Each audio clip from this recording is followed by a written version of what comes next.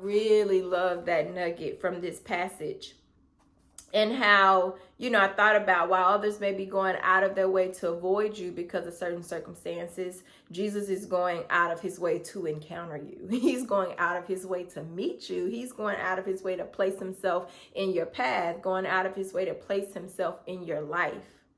I mean, hello, as I think about the desires of women's heart, I'm like, ain't that what we want? Ain't that what we want in a man? Somebody who will go out of his way, like to us, it indicates, okay, you really think I'm worth it because I know you didn't have to do that.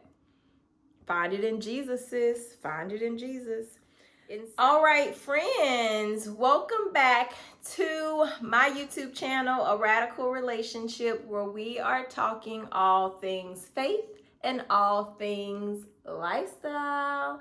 All right, so I'm excited about this video because it is the last in my second series on this book, Wisdom from Women in the Bible, okay? I'm excited to be wrapping this up, not because I want the series to end, but it's the consistency for me, sis. It's the consistency. These series have definitely just helped me to be able to be consistent and just have things to pull from to really be able to guide a lot of my videos. So this has been great. I'm even more excited about the woman that we're talking about today because her story is truly us saving the best for last, and it truly reflects the heart of God, the heart of Jesus towards women specifically, because I love that it's a woman in this story, but also just humankind. So I love it. So if you haven't already read and you don't already know, okay, in this chapter, we are going to be discussing the Samaritan woman. God will always go out of his way for you. Love it, because he will, because that's who he is, because that's how he moves, is what my friend Neka would say. Her story can be found in John chapter 4, verses 1 through 42. God will always go out of his way for you. So the situation with this woman is that she encounters Jesus at the well. It sets the tone that, like, I don't know if it identifies her as a sinful woman, maybe, but the tone that he kind of sets in the book is like she tries to avoid people by going to the well at a time of the day where other people aren't going to be there. And as we learn more about her story, we know and understand why. So she goes, she sees this man at the well, and she realizes that he's a Jew. She's a Samaritan, so she's like, oh, the Jews don't have anything to do with us, so I ain't got to worry about him trying to talk to me or be all up in my space. Let me draw my water and go. And so when I think about the fact that she didn't even expect Jesus to interact with her because of the fact that he was a Jew, because of who he was associated with. And that makes me think about classism even in the United States, where, those of upper class can kind of put their nose down and look down on lower class individuals. But to me, when I think about the fact that, like, Jesus was intentional about even being there at that time, I'm like, man, that's such a pleasant surprise, right? It's so sweet when the person that you actually think is not even going to want to have anything to do with you has actually gone out of his way to encounter you. So that was amazing. One of the things that I really loved that was brought out in this passage was he asked her name.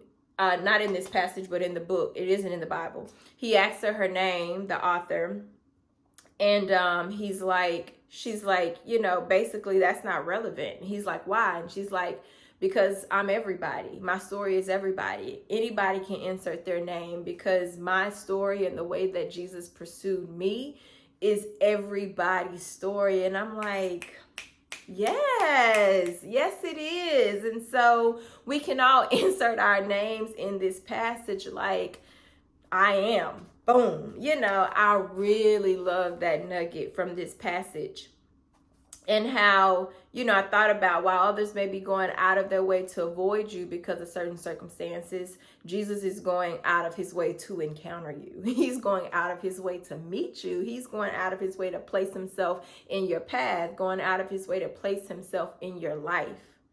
I mean, hello, as I think about the desires of women's heart, I'm like, ain't that what we want?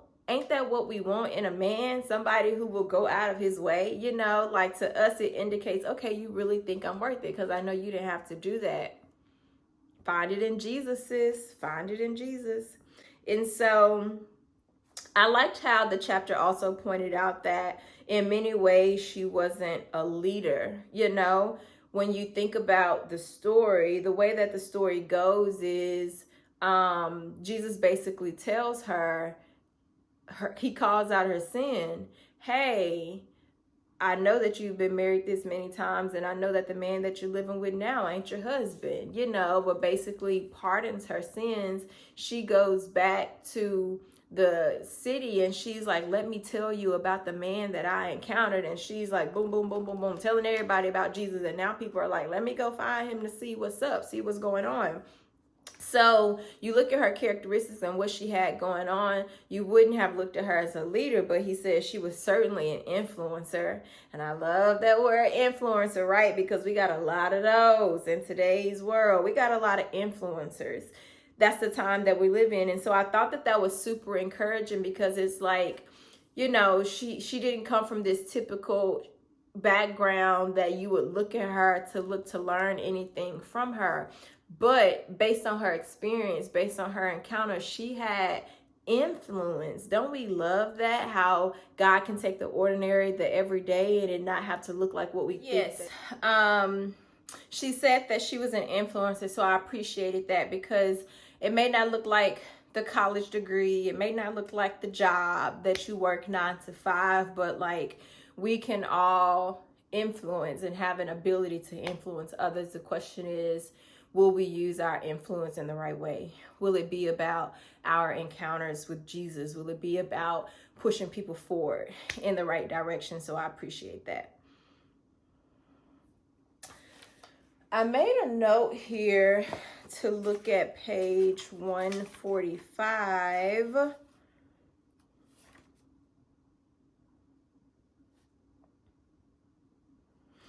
Oh yeah, the author pointed out this passage where he says, Jesus told his disciples, the food that keeps me going is that I do the will of the one who sent me, finishing the work he started. As you look around right now, wouldn't you say that in about 4 months, it will be time to harvest? Well, I'm telling you to open your eyes and take a good look at what's right in front of you. These Samaritan fields are ripe. It's harvest time. And so I appreciate that because it felt like it reminded me so much of today's time as well, that like based on what the eyes can see, we feel like things are going in one direction, but perhaps the fields are ripe. Perhaps it's prime time. Perhaps everything that we're experiencing contrary to what the eye can see is actually for our good, and actually God setting us up for success, and actually God preparing for the harvest. Ain't that good? So I thought that was good. All right. So questions for reflection. I wrote down numbers 1, 3, and 4. Number 1, in what ways, if any, do you identify with the Samaritan woman? For me, I always, want to, in my sin, I can be like, let me stay over here, away from God until I get it right. And so I can identify with like, okay, because of who you are, I don't expect you to want to have nothing to do with me because of who I am and because of what I struggle with and because of my sin. So I can be like that. And I was actually praying this morning, like, man, God, help me to help my heart to be more like the sinful woman who, anointed your feet. Like let my hardships, my sin draw me closer to you so that I may be cleansed and purified and made whole, as opposed to stepping away. Have there already been instances in your life where you sensed that God was going out of his way for you? If so, explain. If you have not sensed that already, in what way would you want God to go out of his way for you?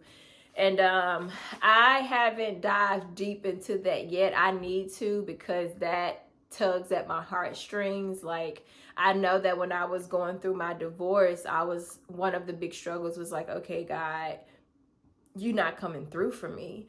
And so in retrospect, with everything that went on with that, I saw God come to my rescue in so many ways. So I'm grateful. And then also, what ways do I want to see him come through for me? Requires me to hope for the future, requires me to really put into words like truly what I want to see done happen, which in my mind also opens me up to disappointment if it doesn't happen that way. So that's why that question is like, whew, okay, y'all really trying to draw me out here. So I'm gonna take some time to do some journaling about that.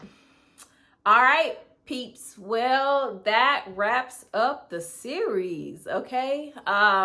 This is the second series that I've done. The first series that I did was my fervent series. So if you haven't checked that out, head on over as well. You can find the book on Amazon. It's a book by Priscilla Shirer, and it's really, really, really, really, really good for taking us back to the basics of just really being fervent in prayer.